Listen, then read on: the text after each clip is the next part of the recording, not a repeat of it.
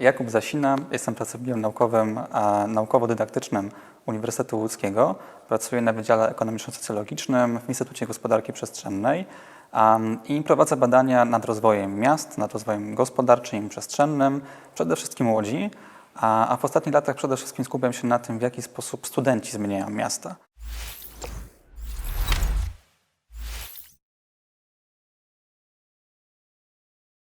Łódź w świetle różnych badań, które się w Łodzi prowadzi, także tych, które ja prowadziłem, możemy powiedzieć, że staje się powoli takim miastem studenckim i jest ono na pewno bardziej studencka niż jeszcze kilka dekad temu, kiedy ta Łódź akademicka zaczynała powstawać.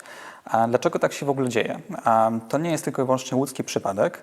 Jest kilka zjawisk, które wpływają na to na całym świecie, że dzisiaj studentów jest po prostu bardzo dużo. Wynika to m.in. z tego, że umasowiono szkolnictwo wyższe i ze względu na potrzeby gospodarcze, kiedy gospodarki stały się poprzemysłowe, potrzebowaliśmy więcej wysokiej jakości kapitału ludzkiego, ale również wynikało to ze zmian społecznych, na przykład z przesunięcia wejścia w dorosłość, zwiększonej mobilności, także edukacyjnej. Zatem widzimy, że ta liczba studentów na świecie rośnie i rośnie również w Łodzi. Żeby to zilustrować, można pokazać, na ile szacowano możliwości kształcenia studentów w Łodzi jeszcze na początku lat 90. Wtedy niektóre analizy mówiły o tym, że w Łodzi w dobrych warunkach komfortowych może kształcić się około 20 000 studentów. Ta liczba jednak jest dzisiaj dużo większa i ona w ostatniej dekadzie kształtowała się mniej więcej na poziomie 40 do 50 tysięcy studentów. Ona różni się w poszczególnych latach. Więc to pokazuje, że ta liczba tych studentów, która w Łodzi dzisiaj studiuje w trybie stacjonarnym na uczelniach publicznych, jest albo 2,5-krotnie wyższa niż jeszcze te 30 lat temu w początkach transformacji. To oczywiście ma wpływ na to, jak miasto się rozwija, jakie jest, jak ono funkcjonuje. I można na to patrzeć z kilku perspektyw. Dla mnie właśnie najciekawsze było to, co niesie obecność studentów dla takiego miasta jak Łódź, które jest wciąż dość młodym miastem akademickim, w związku z czym badałem, jaki wpływ na gospodarkę ci studenci mają oraz na przestrzeń Łodzi. Zatem na początku w ogóle warto wiedzieć, kim są ci łódzcy studenci. Wśród studentów, którzy kształcą się właśnie w trybie stacjonarnym, bo o nich będę przede wszystkim mówić, na uczelniach publicznych w Łodzi, a 1/3 to są sami łodzianie. Kolejne 2/3 to są studenci, którzy są studentami napływowymi. To znaczy oni albo dojeżdżają codziennie na zajęcia, albo przybywają tutaj, żeby zamieszkać tymczasowo z odleglejszych rejonów kraju. Najczęściej jest to jednak województwo łódzkie, ale też takie kilkuprocentowe odsetki wśród tych studentów napływowych stanowią studenci województw mazowieckiego, świętokrzyskiego i wielkopolskiego. To wszystko sprawia, że Łódź jako miasto studenckie, jako miasto akademickie jest raczej takim regionalnym centrum akademickim, które przyciąga tylko w ograniczonym zakresie studentów z bardzo odległych części kraju. Kiedy już jednak studenci w Łodzi są, no to ich obecność wymaga od nich ponoszenia określonych wydatków. I mówi się o tym, że studenci są raczej tą biedniejszą częścią społeczeństwa. I faktycznie, jak spojrzymy na to, ile studenci pieniędzy w ciągu miesiąca tak regularnie wydają w mieście, to średnia dla wszystkich studentów to jest około 1120 zł. W tych wydatkach największe znaczenie mają wydatki przede wszystkim na zakupy. Ale nie chodzi tutaj tylko i wyłącznie o zakupy spożywcze, a w dużej mierze są to wydatki na zakupy związane chociażby z odzieżą czy z elektroniką. To jest około 1/3 całego ich miesięcznego budżetu.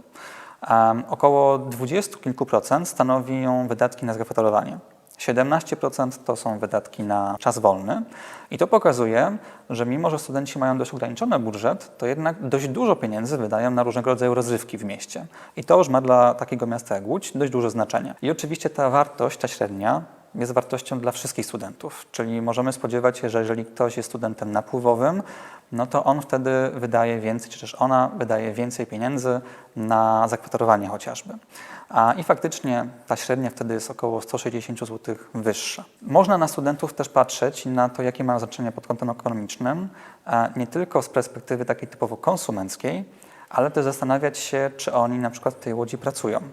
I okazuje się, że faktycznie, gdybyśmy policzyli wszystkie ich wydatki w ciągu roku czy też miesiąca, to w 45% finansują te wydatki z pieniędzy otrzymywanych od rodziców. ale to, co jest bardzo ważne, mniej więcej 1/3 swoich wydatków pokrywają z pieniędzy, które sami zarabiają. Czyli można powiedzieć, że w tej 1/3 Łódź, jako miasto studenckie, jest takim miastem trochę samonapędzającym się finansowo, czyli studenci, którzy tutaj pracują, również potem te pieniądze wydają.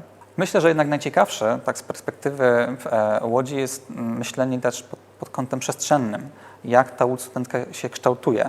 Czy da się wskazać jakieś konkretne miejsce, które były takie bardzo studenckie w mieście? No i na ogół jest tak, że gdy myślimy o studentach, to myślimy w pierwszej kolejności o budynkach uczelni, bo to tam studenci dużą część swojego czasu spędzają, a przynajmniej powinni spędzać. I faktycznie, gdyby przeanalizować nie tyle, gdzie znajdują się budynki uniwersytetu, politechniki i innych szkół wyższych w Łodzi, ale gdzie studenci faktycznie odbywają te zajęcia, to mielibyśmy w Łodzi takie dwa duże obszary koncentracji studentów ze względu na miejsce edukacji. Jest to po pierwsze kampus Politechniki Łódzkiej. Jak wiadomo, to jest też taka przestrzeń w Łodzi, która jako jedna z pierwszych zaczęła być przekształcana z terenów przemysłowych pod nową funkcję, właśnie funkcję akademicką. I to zadziało się już bezpośrednio w okresie powojennym. Więc jest to jeden z pierwszych przykładów zmiany w ogóle oblicza miasta przemysłowego na miasto akademickie. Ten kampus zakręca się dogęszcza, a studentów jest tam faktycznie bardzo dużo i wydaje się, że już te granice przestrzenne tego kampusu są dość dobrze określone i nie powinny ulegać zmianie w przyszłości. Tym drugim obszarem koncentracji jest fragment śródmieścia Łodzi, właściwie jego krawędź północno-wschodnia. Tam swoje budynki mają Uniwersytet Łódzki oraz częściowo także Uniwersytet Medyczny i znajduje się tam osiedle akademickie Lumumbowo. To jest właśnie ta część, gdzie studentów mamy bardzo dużo, i studenci koncentrują się tam na obszarach, które są albo świeżo wybudowane w okresie powojennym, na przykład wzdłuż ulicy Matejki, tam gdzie mamy Bibliotekę Uniwersytetu Łódzkiego, kilka wydziałów, ale również są to również tereny bliżej ścisłego śródmieścia i centrum Łodzi. Przykładem jest Wydział Ekonomiczno-Socjologiczny, który znajduje się w tym ścisłym centrum miasta i jest to największy wydział uniwersytetu. Taką osią, która łączy te dwa punkty, te dwa obszary koncentracji, jest ulica Narutowicza. Wzdłuż niej koncentruje się kilka ważniejszych budynków uniwersyteckich, więc tworzy to pewien taki korytarz, który łączy właśnie EXOC między innymi z tymi wydziałami uniwersyteckimi, które są w części wschodniej śródmieścia ulokowane. Uwidacznia się również coraz bardziej Centrum Kliniczno-Dydaktyczne przy ulicy Pomorskiej, jako też miejsce koncentrujące studentów w Łodzi. A z racji tego, że obiekt jest cały czas rozbudowywany, coraz więcej studentów Uniwersytetu Medycznego właśnie tam odbywa zajęcia. Są też takie mniejsze, można powiedzieć, obszary tej koncentracji. Studenci są też obecni na potrzeby zajęć na Starym Polesiu przy ulicy Żelingowskiego, no i też chociażby w budynkach Akademii Medycznej albo w Szkole Filmowej na Księżym Młynie i w budynkach Akademii Sztuk Pięknych na północy Łodzi na Dołach. Natomiast oczywiście jest tak, że studenci nie tylko nauką w Łodzi żyją, w związku z czym pierwszą potrzebą, którą muszą zaspokoić, to jest ta potrzeba zamieszkiwania. Zatem można zastanawiać się, w których miejscach studenci mieszkają. Można by było się spodziewać tego, że będą mieszkali możliwie blisko uczelni, bo tak to wygląda na ogół na świecie. Studenci starają się ulokować jak najbliżej uczelni, żeby oszczędzić czas. Natomiast w Łodzi nie jest to wcale takie oczywiste. Studenci wcale nie mieszkają tak blisko swoich macierzystych uczelni. Dzieje się tak z kilku powodów. Po pierwsze warto wiedzieć, że tylko około 20% studentów, którzy w Łodzi mieszkają stale lub tymczasowo i mieszkają w innym miejscu niż ich dom rodzinny, czyli nie mieszkają z rodzicami albo opiekunami prawnymi, to tylko właśnie 20% z nich mieszka w akademikach. I faktycznie te osoby na ogół wtedy mieszkają albo na osiedlu Lumumbowo, albo na kampusie Politechniki Łódzkiej. Natomiast 80% studentów, którzy w Łodzi mieszkają bez rodziców, mieszka przede wszystkim w zakwaterowaniu wynajmowanym na rynku. I to pokazuje, jak duże znaczenie właśnie ci studenci jako populacja mają chociażby dla łódzkiego rynku nieruchomości na wynajem. Mieszkają wtedy najczęściej ze swoimi przyjaciółmi albo kolegami. Częściowo mieszkają również ze swoimi partnerami już, zwłaszcza nawet dziećmi, zwłaszcza na ostatnich latach studiów. A tylko 10% studentów, którzy wynajmuje mieszkanie na rynku, mieszka samodzielnie. Nie jest to wciąż jeszcze możliwe, prawdopodobnie na korzyść, na kieszeń studenta. Ale są też osoby, które mieszkają zupełnie z obcymi osobami, często ze świeżo upieczonymi absolwentami uczelni, czyli wdrażają coś, co się nazywa tak zwanym flat sharingiem, takim współdzieleniem jednego mieszkania przez kilka niezależnych gospodarstw domowych. Natomiast w takim razie można sobie zadać pytanie, gdzie te 80% studentów, którzy nie mieszkają w akademikach, w Łodzi jest rozlokowanych w mieszkaniach. I okazuje się, że nie mamy takiego jednolitego obrazu, dlatego że są to czasami okolice uczelni. W przypadku Uniwersytetu Łódzkiego jest to często Śródmieście Wschód, obszar Śródmieścia Wschodu. Tam sporo studentów wynajmuje mieszkania. Studenci Politechniki z kolei często wynajmują właśnie w rejonie Politechnicznej zakwaterowanie, ale także wynajmują je na Nowym Rokiciu, w związku z czym tam moglibyśmy ich się spodziewać. Okazuje się jednak, że bardzo dużo studentów wynajmuje mieszkania w oddaleniu od uniwersytetu, czy też Politechniki lub innych szkół wyższych. Są oni obecni wtedy przede wszystkim na dużych osiedlach mieszkaniowych, w dodatku tych najstarszych, które powstawały bezpośrednio w okresie powojennym. Są to miejsca ulokowane wzdłuż Alei Rydza Śmigłego przede wszystkim i ulicy Kopcińskiego. To jest na przykład osiedle Fabryczne Widzew, to jest Zarzew, w związku z czym tam możemy się właśnie studentów spodziewać, wynajmujących mieszkania w tych dużych osiedlach blokowych. Jest też pewna grupa studentów, która wynajmuje mieszkania w takich częściach Łodzi, które są na ogół postrzegane jako mniej atrakcyjne, jako miejsca zamieszkania, czyli na przykład Stare Miasto albo Stare Bałuty. I to jest o tyle ciekawe, że właśnie studenci wkraczają w takie dzielnice, które niekoniecznie mogłyby się cieszyć dużą popularnością ze względów estetycznych chociażby wśród innych osób w mieście, a studenci, można powiedzieć, że wkraczają tam i te dzielnice w jakiś sposób ożywiają swoją obecnością. Kluczowe jednak jest to, że nawet jeżeli mieszka się w oddaleniu od uczelni, to potrzebne jest bezpośrednie połączenie komunikacją miejską. Jest to faktycznie jeden z kluczowych czynników wyboru zakwaterowania przez studentów i te lokalizacje potwierdzają, że można właśnie z nich dostać się w sposób wygodny do budynków uczelnianych. No i jest też pewna grupa, która mieszka w ścisłym centrum miasta, w okolicach ulicy Piotrkowskiej, przyległych kwartałów. Natomiast nie jest to dominująca grupa studentów. W jaki sposób ten rynek zakwaterowania studenckiego w Łodzi się rozwija? On rozwija się na razie przede wszystkim poprzez przekształcenia tego, co już w mieście istnieje, tego zasobu, który wcześniej istniał właśnie w istniejącej zabudowie kamienicznej bądź blokowej, natomiast na razie stosunkowo rzadko przyjmuje formę takich celowo budowanych inwestycji pod studentów. One się w Łodzi pojawiają i takimi przykładami są chociażby Akademiki Basecamp, już 2, które w Łodzi funkcjonują.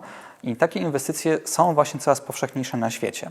One zwiastują, można powiedzieć, to, że studenci stają się bardziej wymagającymi użytkownikami nieruchomości, tego rynku nieruchomości i oczekują trochę wyższego standardu, ale są też gotowi za ten standard zapłacić.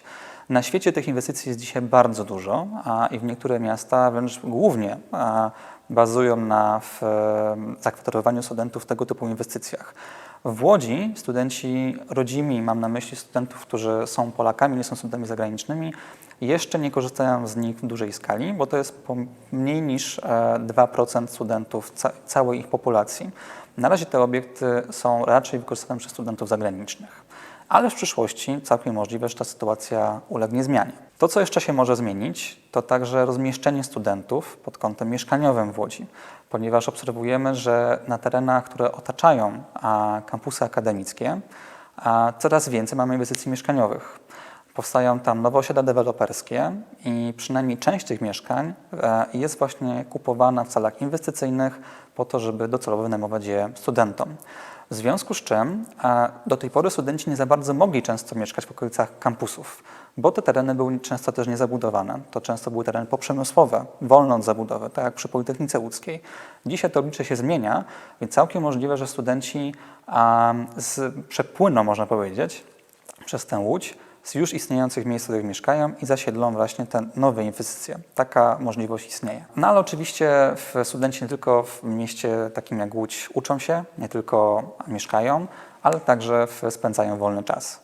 I to jest właśnie ten ważny aspekt ich codziennego życia, który mocno napędza gospodarkę lokalną.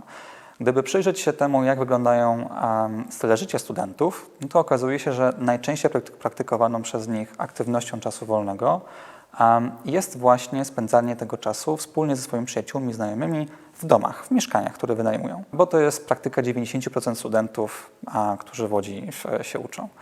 Ale okazuje się, że studenci, mimo właśnie takiego powszechnego wyobrażenia, że ich budżety są stosunkowo małe, bardzo często wychodzą na miasto. I najczęściej, jeżeli korzystają z usług w Łodzi, to najczęściej właśnie kierują swoje kroki do różnego rodzaju kawiarni, pubów. Te zlokalizowane są przede wszystkim przy ulicy Piotrkowskiej, czyli studenci tutaj pod tym względem nie różnią się mocno od innych grup mieszkańców Łodzi. Jeżeli ten czas w kawiarniach i pubach spędzają, to przy Piotrkowskiej. I są takie lokale, które obsługują niemal wyłącznie klientelę studencką. One koncentrują się przede wszystkim na konkretnym odcinku Piotrkowskiej. To jest Piotrkowska mniej więcej na odcinku pomiędzy ulicą Moniuszki, a skrzyżowaniem z ulicami Struga i Tuwima. Tam tego zagłębia, można powiedzieć, to zagłębie studenckie najwidoczniej się objawia. To, co jest również ciekawe, to to, że większość tego typu przedsiębiorstw, które tam obsługuje studentów, właśnie które są kawiarniami bądź pubami, jest miejscami, które są prowadzone przez lokalnych przedsiębiorców. W związku z czym te pieniądze wydatkowane przez studentów trafiają bezpośrednio do nich. I na to warto zwrócić uwagę. I można w takim razie tak wstępnie wnioskować, że ta zmiana oblicza piotrkowskiej, którą widzimy w ciągu ostatniej dekady, która przeobraziła się z ulicy Handlowej w ulicę właśnie gastronomiczną, w ulicę sceny muzycznej, w ulicę rozrywkową, no przynajmniej częściowo, a to oblicze właśnie zmienia za sprawą studentów, którzy w Łodzi są obecni. Mniej więcej 2/3 studentów deklaruje, że w ciągu miesiąca regularnie odwiedza też jakiś obiekt kultury. Ale trudno raczej oczekiwać, żeby to były muzea albo żeby to były teatry. Jeżeli studenci korzystają z obiektów kultury w Łodzi, to są to przede wszystkim duże multiplexy. I to właśnie z nich korzystają, mając na myśli to, że obcują z kulturą. Około połowa studentów regularnie w miesiącu korzysta z różnego rodzaju klubów sportowych, fitness, ale również z basenów. I to jest dosyć ciekawe, ponieważ ta połowa jest regularnymi użytkownikami tego typu obiektów, za to 1/4 studentów nie ćwiczy zupełnie. To znaczy przynajmniej nie wydatkuje pieniędzy i nie odwiedza takich miejsc. A więc mamy taki dosyć mocny podział studentów ze względu na tę cechę. I to, co jest zaskakujące, to to, że studenci często nam się jawią jako tacy imprezowicze, osoby, które balują w klubach, dyskotekach i napędzają swoją obecnością tego typu obiekty nie tylko w Łodzi. A okazuje się, że ze wszystkich odpłatnych sposobów spędzania wolnego czasu w mieście ten jest najrzadszy. Dlatego, że tylko mniej więcej 1/3 studentów w Łodzi w ciągu miesiąca deklaruje, że odwiedza właśnie klub muzyczny bądź dyskotekę. Reszta może to czynić, ale nie są to regularne odwiedziny, są one zdecydowanie rzadsze. Zatem taki obraz właśnie studenta imprezowicza nie do końca w Łodzi znajduje swoje odzwierciedlenie. Natomiast to, co wydaje się takim naprawdę ważnym aspektem spędzania wolnego czasu przez studentów w Łodzi, to przechadzanie się po galeriach handlowych. Dlatego, że 85% studentów deklaruje, że takie zakupy robi właśnie w galeriach handlowych, które nie są zakupami pierwszej potrzeby, w rozumieniu, że to nie są zakupy spożywcze, tylko raczej odzieżowe bądź związane z elektroniką, że odbywa takie zakupy przynajmniej raz w miesiącu. Czyli 85% studentów w tych galeriach handlowych pojawia się przynajmniej raz w miesiącu albo częściej. I to jest dość zaskakujące, ponieważ tak często studenci nawet nie bywają w pubach albo w kawiarniach, za to są obecni w galeriach handlowych. Więc jest to ważna grupa konsumencka właśnie dla tej grupy. Gdybyśmy mieli tak spróbować zastanowić się nad tym, jak to wszystko układa się w jakąś całość, to okaże się, że przynajmniej pod kątem przestrzennym w Łodzi nie mamy takiej jednej, klarownej przestrzeni, gdzie te wszystkie aktywności, czyli zarówno edukacja, zamieszkanie i czas wolny, zachodziłyby jednocześnie. Na ogół jest tak, że konkretny fragment miasta gości studentów tylko na potrzeby tej jednej aktywności. Czasami one wiążą się ze sobą w liczbie 2 aktywności, na przykład edukacyjna i mieszkaniowa, albo mieszkaniowa i rozrywkowa. Natomiast ciężko znaleźć takie miejsce, które by to wszystko ze sobą łączyło. I to ma określone konsekwencje dla Łodzi jako miasta studenckiego i miasta akademickiego. Między innymi to oznacza, że z perspektywy studenta oni muszą być w ciągłym przemieszczaniu się.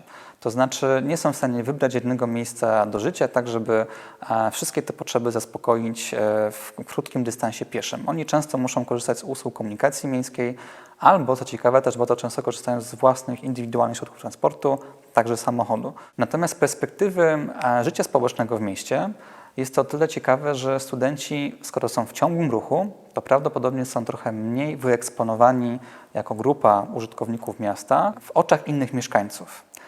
I to może minimalizować pewne konflikty, które mogłyby zachodzić między studentami a innymi mieszkańcami.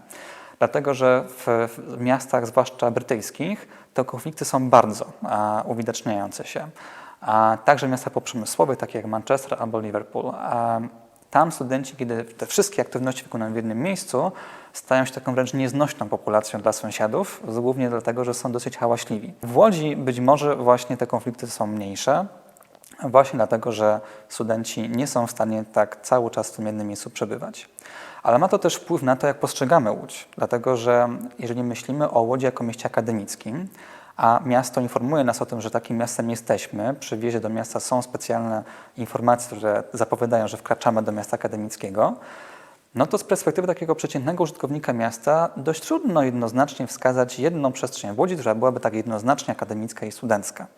Dlatego, że na przykład kampusy koncentrują w sobie właśnie dużo osób, które tam mieszka i studiuje, ale niekoniecznie już spędza czas wolny. A w związku z czym to ma wpływ właśnie na to, jak postrzegamy Łódź. Wydaje się, że jesteśmy wciąż jeszcze na etapie takiego kształtowania się Łodzi akademickiej i studenckiej w rozumieniu przestrzennym. I wydaje się, że te inwestycje wszystkie uniwersyteckie, politechniczne czy też innych uczelni są już właściwie dość stabilne, jeśli chodzi o ten wymiar lokalizacyjny. Natomiast to, co się może w przyszłości zmienić, to miejsca zamieszkania studentów i być może również miejsca spędzania przez nich czasu wolnego. Więc ta mapa Łodzi studenckiej jeszcze może się zmieniać. Jak na to patrzeć pod kątem gospodarczym? Gdyby policzyć wszystkie wydatki, które studenci ponoszą w ciągu roku w Łodzi w sposób regularny, czyli takie, które w ciągu miesiąca deklarują, że ponoszą, i mając na uwadze wszystkie okoliczności, czyli zarówno studentów, którzy do tej Łodzi dojeżdżają, zarówno tych, którzy w tej Łodzi mieszkają, zarówno mając na uwadze to, że część studentów odpływa na okres wakacyjny z Łodzi, a część zostaje, to w skali roku wydatki studentów w Łodzi sięgają rzędu wielkości około 700 milionów złotych. To jest duża kwota. Oczywiście trzeba mieć na uwadze to, że ona może być wyższa, dlatego że studenci są też w Łodzi na studiach niestacjonarnych, a tych niestety nie uwzględniono w badaniu. Również mam na myśli studentów uczelni niepublicznych. Oni też się w Łodzi kształcą i oni też w tym badaniu byli uwzględnieni, więc ta kwota może być wyższa. No i trzeba też zachować ostrożność, bo te 700 milionów złotych nie oznacza, że te wszystkie pieniądze w Łodzi zostają. Wiadomo, że przedsiębiorcy muszą prowadzić podatek, a część przedsiębiorstw, która obsługuje studentów w Łodzi, nie jest przedsiębiorstwami lokalnymi, ale tyle w granicach inwestycyjnych studenci wydają. I możemy zakładać, że dość duża część tych wydatków w Łodzi jednak w jakiś sposób zostaje i trafia w drugi obieg. Zatem to też uświadamia, jak duża może być strata, jeśli chodzi o funkcjonowanie gospodarki miasta w obliczu dzisiejszej pandemii. A wiemy, że wiele uczelni podjęło decyzję o tym, że zajęcia będą odbywane z powodu bezpieczeństwa w trybie niestacjonarnym, czyli w formie zdalnej. Zajęcia będą odbywane w dużej mierze online i to już studentów, wielu z nich skłania do tego, żeby do Łodzi się nie przeprowadzać, tylko te zajęcia odbywać w miarę możliwości ze swoich domów. W związku z czym ten okres pandemii faktycznie z perspektywy gospodarczej może być trudnością dla gospodarki takiego miasta jak Łódź. Być może te konsekwencje będą mniejsze w Łodzi niż w innych miastach, dużych akademickich miastach Polski, z tego powodu, że u nas wciąż stosunek studentów, liczby studentów do ogólnej populacji miasta nie jest aż tak duży. Przykładowo Kraków, który jest miastem o podobnej wielkości jak Łódź co do ogólnej populacji, ma tych studentów niemal dwukrotnie więcej. W związku z czym tam nagle ten brak obecności studentów w mieście może być bardziej odczuwalny niż u nas. Natomiast tak czy siak pewnie jakieś konsekwencje długofalowe to zawieszenie zajęć w formie stacjonarnej dla miasta akademickiego, jakim jest Łódź, też przyniesie. Badanie było prowadzone w latach 17-18, czyli to jest takie oblicze studenckiej Łodzi tuż przed pandemią, można powiedzieć. To są możliwie najbardziej aktualne dane, które wtedy udało się zebrać. W tym badaniu uczestniczyło ponad 1000 studentów kształcących się na wszystkich publicznych uczelniach Łodzi, czyli Uniwersytecie Łódzkim, Politechnice Łódzkiej, Uniwersytecie Medycznym w Łodzi, ale również Akademii Muzycznej, Akademii Sztuk Pięknych oraz Szkole Filmowej w tych 6 uczelniach. I byli to studenci, którzy kształcili się w formie stacjonarnej. Ono jest reprezentatywne, ponieważ dobór był kontrolowany studentów do badania, żeby ta struktura próby odpowiadała strukturze ogólnej populacji studentów. I oczywiście jest to jedno z wielu badań, które w Łodzi były do tej pory na temat studentów prowadzone. Można je znaleźć, te opracowania różnego rodzaju, nie tylko moje, też innych autorów, często bezpłatnie w internecie. Identyczne badanie przeprowadziłem również poza granicami Polski we współpracy z naukowcami, studentami Politechniki Turyńskiej i ono właśnie dotyczyło tego, jak te same zagadnienia kształtują się w innym mieście akademickim, w innym mieście studenckim, czyli w Turynie we Włoszech. I wybór Turynu nie był przypadkowy z tego powodu, że to miasto ma wiele cech, które upodabnia je do Łodzi, które świadczą o pewnych podobieństwach. Tutaj można mówić chociażby o lokalizacji geograficznej, ale w takim rozumieniu bardziej abstrakcyjnym niż fizycznym. To znaczy Turyn funkcjonuje podobnie jak Łódź, w bardzo bliskiej odległości od najważniejszego ośrodka miejskiego Włoch pod kątem gospodarczym, jakim jest Mediolan, czyli sytuacja jest trochę podobna do tego, jaką obserwujemy w Łodzi w kontekście Warszawy. Oprócz tego Turyn jest też miastem, które ma podobną wielkość w rozumieniu populacji.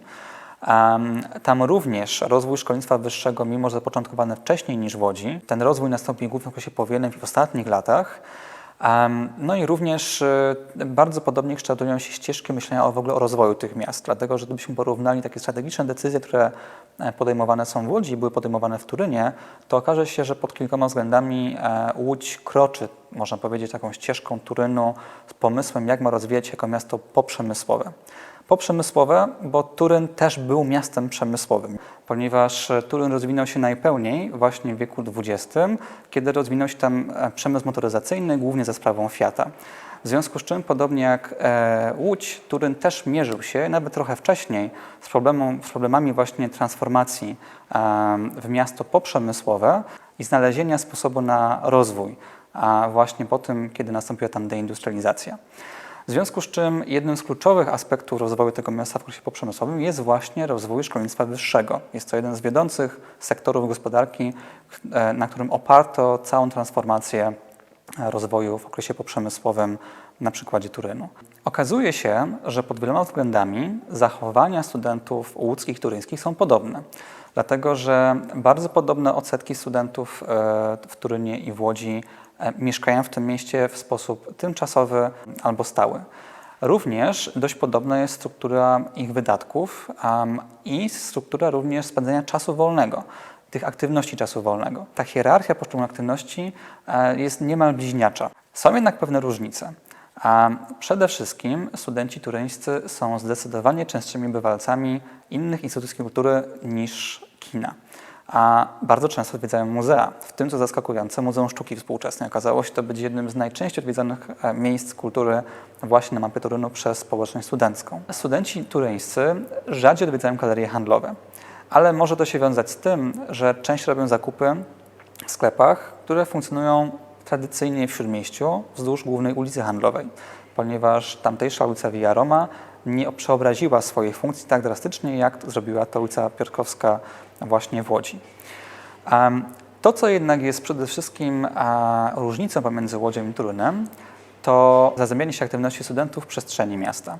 To znaczy, że w Turynie dużo częściej niż w Łodzi studenci zajmują na potrzeby tych trzech aktywności na przykład jedną przestrzeń w mieście. Czyli mamy tam takie dzielnice, które faktycznie koncentrują sobie zarówno miejsca nauki, miejsca zamieszkania oraz miejsca rozrywki. Sprawia to, że da się tam wskazać takie typowe dzielnice studenckie. Trzeba jednak mieć świadomość, że jest to wynik dość świadomego procesu rozwoju infrastruktury akademickiej na potrzeby właśnie rozwoju miasta, ponieważ tam uczelnie bardzo silnie współpracowały z władzami miejskimi, decydowaniu o tym, gdzie powinny ulokować swoje nowe siedziby albo gdzie je rozbudować. W związku z czym, mimo że te siedziby uczelni przyjmują formę kampusów, to one są zdecydowanie mniejszych rozmiarów niż w przypadku uczelni łódzkich i silniej wiążą się z pozostałą tkanką urbanistyczną. To sprawia, że studenci są tam trochę bardziej widoczni w przestrzeni miasta i trochę łatwiej jest poczuć taką studenckość właśnie samego miasta. Jednak trzeba też pamiętać, że tych studentów w Turynie jest po prostu więcej. Jest to kilkanaście tysięcy studentów więcej, zatem przy porównywalnej wielkości miasta oni są po prostu bardziej widocznymi użytkownikami takiego miasta. I właściwie w obu tych miastach to, co jest pewnym podobieństwem, to kierunki wydawania pieniędzy przez studentów.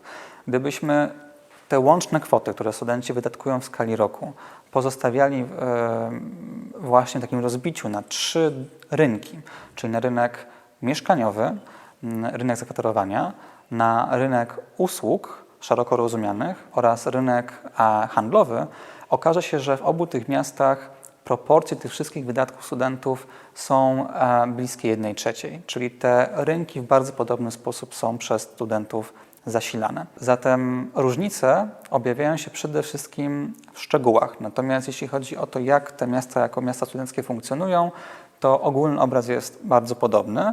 No i to oczywiście rodzi pytania, czy studenci są po prostu już dzisiaj tak uniwersalną grupą w różnych miastach świata, czy też akurat ze względu na podobieństwa tych miast też dużo podobieństw uwidoczniło się w takim badaniu. Ciężko to jednoznacznie ocenić, ponieważ trudno bez identycznych przeprowadzonych badań w innych miastach mówić o takiej właśnie pełnej uniwersalności życia studenckiego w innych częściach świata.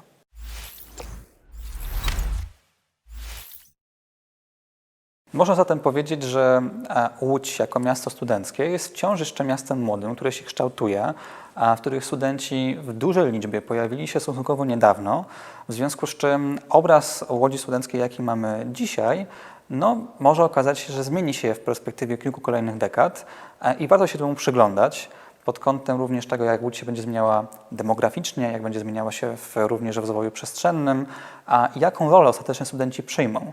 Czy będą taką wyobcowaną populacją, która będzie gnieździła się właśnie w tych zamkniętych kampusach akademickich, czy też jednak będą aktywnymi uczestnikami tego życia miejskiego w Śródmieściu.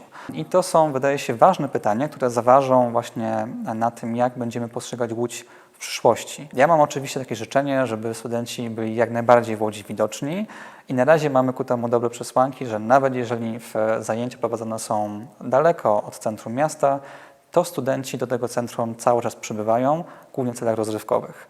A zatem miejmy nadzieję, że ta studenckie oblicze Łodzi będzie w tym centrum wciąż widoczne.